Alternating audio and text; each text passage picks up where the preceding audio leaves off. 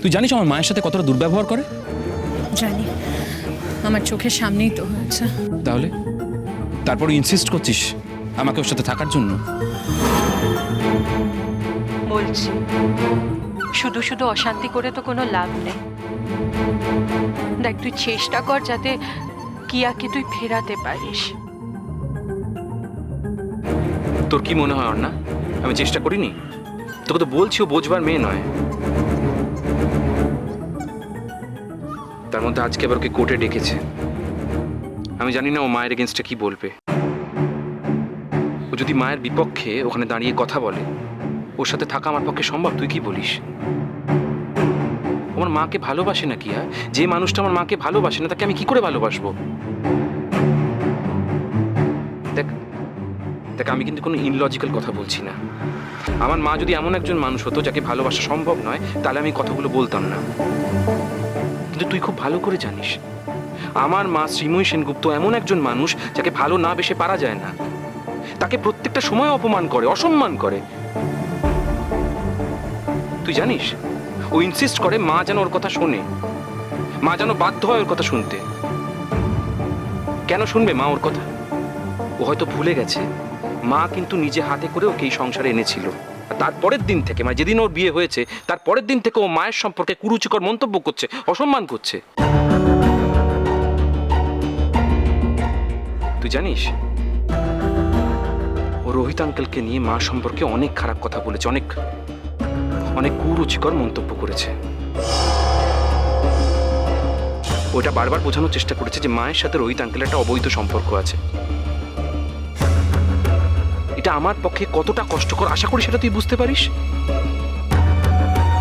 আমি তোকে একটাই রিকোয়েস্ট করবো না, এই লড়াইটা আমার পক্ষে একা জেতা সম্ভব নয়। তুই দয়া করে আমার পাশে থাকিস।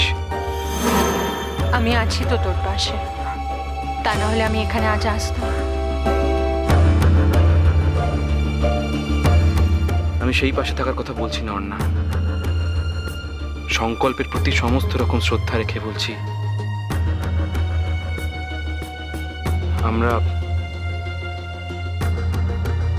আমরা কি আবার নতুন করে শুরু করতে পারি না? অসাধারণ। কি করছো তোমরা দুজন এখানে? হ্যাঁ, আমার সংসার ভাঙার প্ল্যান করছো তাই না অর্ণা? আচ্ছা অর্ণা, তোমার লজ্জা করে না? এই সবে তোমার হাজবেন্ড মারা গেছে, এর মধ্যে একটা ছেলেকে ধরার জন্য ঝাঁপিয়ে পড়েছো। আর প্রত্যুষ, বাড়িতে বউ থাকতে একটা বিধবা মেয়ের সঙ্গে এভাবে ফষ্টি নষ্টি করছো। মানে কি প্ল্যান হচ্ছে? আবার একসাথে থাকার প্ল্যান হচ্ছে না তোমাদের? একসাথে থাকবে তোমরা দুজন? অসভ্যতা করো না কিয়া, অসভ্যতার একটা লিমিট আছে। তোমাকে আমার জীবন থেকে বাদ দেওয়ার কথা ভাবতে তুমি বাধ্য করছো। এত সোজা? কি মনে করো তুমি প্রত্যুষ? মেয়েদের জীবন নিয়ে ছিনিমিনি খেলা যায়? একটা মেয়ের জীবন নিয়ে ছিনিমিনি খেলবে, তারপর থেকে ছেড়ে দেবে? তোমায় নিয়ে কেউ ছিনিমিনি খেলেনি কিয়া। তোমার এইসব আমি পরে বুঝে নেব প্রত্যুষ। আর তুমি এখানে কেন এসেছো বলো তো? কেন? কোনো নিয়ম ছিল নাকি আমি এখানে আসতে পারবো না? না, আমাদের পারিবারিক ব্যাপারে আমরা তোমাকে চাই না, গেট লস্ট। শাট আপ কি? পরিবার কি তুমি জানো? পরিবার লোকজনকে সম্মান করো তুমি আগে, না সেটা শেখো। আর যাই বলো না কেন, এই পরিবার কথাটা না তোমার মুখে যায় না কিয়া। And how dare you insult me? আমি তোমাকে বলেছি না আমি তোমার খাইও না পড়িও না, আমি তোমার ত্রিসীমানায়ও যাই না। আর এতক্ষণ ধরে তুমি আড়ি পেতে আমাদের কথা শুনছিলে। বাবা বাবা, আমি তোমাদের কথা শুনছিলাম কেন? মানে তুমি আমার হাজবেন্ডের সাথে ফষ্টি নষ্টি করবে, আমি থাকাকালীন তোমরা দুজন একসঙ্গে থাকার প্ল্যান করবে, আর আমি চুপ করে থাকবো, আমি কিছু বলবো না? কিয়া, তুমি যেখানে যাচ্ছিলে যাও প্লিজ। সে একই জায়গায় তো তোমারও যাওয়ার কথা প্রত্যুষ, তুমি এখানে দাঁড়িয়ে আছো কেন? চিন্তা করো না, আমি ঠিক সময় মতো চলে যাব সেখানে।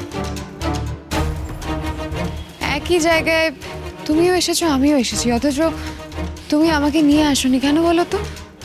এই মেয়েটার সাথে আলাদা করে কথা বলবে সেই জন্য, তাই না? তুমি যা ইচ্ছে ভাবতে পারো কিয়া, তোমার নিজের ভাবনার ওপর তোমার পূর্ণ স্বাধীনতা আছে, আমার কিচ্ছু বলার নেই। বলার মুখ থাকবে কি করে? হ্যাঁ, লজ্জা করে না তোমার? তোমার মা খুনের অভিযোগে কাঠগড়ায় দাঁড়িয়ে আছে। দেখো না, তোমার মায়ের এগেনস্টে অভিযোগটা কি করে আরো শক্ত করতে হয় দেখাচ্ছি। তুমি নিজেকে এত দামি কেন মনে করো বলো তো? হু আর ইউ? আর কতদিন চেনো তুমি আন্টিকে? তোমার কথায় কিচ্ছু যায় আসবে না আন্টি। আর তুমি যদি আন্টির অভিযোগের হাত শক্ত করো না কিয়া, তাহলে আমি তোমার অভিযোগের হাত শক্ত করব। মনে রেখো কথাটা। আমি কি করতে পারি তুমি সেটা জানো না অর্ণা? আমার ক্ষমতা নিয়ে না তোমার কোনো ধারণাই নেই। খুব ভালো ধারণা আছে কিয়া। তোমার পুরো জীবনটা একটা মেস। অত্যন্ত লোভী স্বার্থপর মেয়ে তুমি। তুমি আমায় কেন বিয়ে করেছিলে আমি জানি না ভেবেছো? তুমি আমার গ্ল্যামারের প্রতি আকৃষ্ট হয়ে আমায় বিয়ে করেছিলে। তুমি একজন গ্ল্যামার স্ট্রাক। যে মুহূর্তে আমায় অ্যাচিভ করা হয়ে গিয়েছে, নিজের স্বরূপটা প্রকাশ করে ফেলেছো। দেখো কিয়া, তুমি একটাই বেসিক ভুল করেছো। তুমি ভেবেছো আমি ভুল করে তোমার ভালোবাসা স্বীকার করেছিলাম বলে সারা জীবন সেই ভুলটা বয়ে বেড়াবো। বয়ে বেড়াবো না, কারণ ভুলটা আমার ছিল না, ভুলটা তোমার ছিল। তোমার পুরো জীবনটা একটা ভুল। তাই আমি যদি না চাই, শত চেষ্টা করলেও তুমি আমায় ধরে রাখতে পারবে না।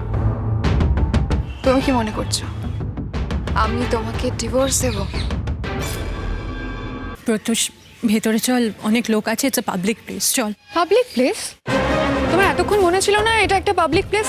এতক্ষণ ধরে যে নষ্টামি করছিলে এখানে। মাইন্ড ইউর ল্যাঙ্গুয়েজ কি? Mind your own business. তুমি দেখো না আমি কি করি। পাবলিক প্লেস না, এই যে শুনুন, হ্যাঁ হ্যাঁ আপনারা শুনুন, এই যে ইনি আমার হাজবেন্ড। আর এই, হ্যাঁ আপনারাও শুনুন। আর এই মেয়েটা না একটা বিধবা মেয়ে। এই সবে হাজবেন্ড মারা গেছে। এই মেয়েটা এতটাই অসভ্য যে আমার অজান্তে আমার স্বামীর সঙ্গে এখানে দাঁড়িয়ে ষড়যন্ত্র করছে। কি একটা বেসিক কথা তুমি বারবার ভুলে যাচ্ছ। তুমি যতটা অপমান অন্যাকে করবে, আমার জেদ কিন্তু ঠিক ততটাই বাড়বে। যে সম্মানটা আমি তোমায় কোনোদিন করতে পারিনি, সেই সম্মানটা আমি অন্যাকে করি। যে ভালোবাসাটা আমি তোমায় কোনোদিন দিতে পারিনি, সেই ভালোবাসাটা আমি একমাত্র অন্যাকে দিতে পারি।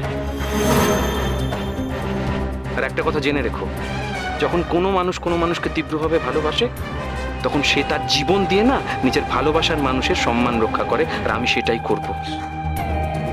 তাই এখানে দাঁড়িয়ে তুমি যতই সিন ক্রিয়েট করো, যতই পাশের লোকগুলোকে শুনিয়ে কথাগুলো বলো, আমরা কোনোদিন একসাথে থাকতে পারবো না। পৃথিবীর কোনো শক্তি নেই কিয়া, যে শক্তি আমাদের দুজনকে একসাথে রাখে।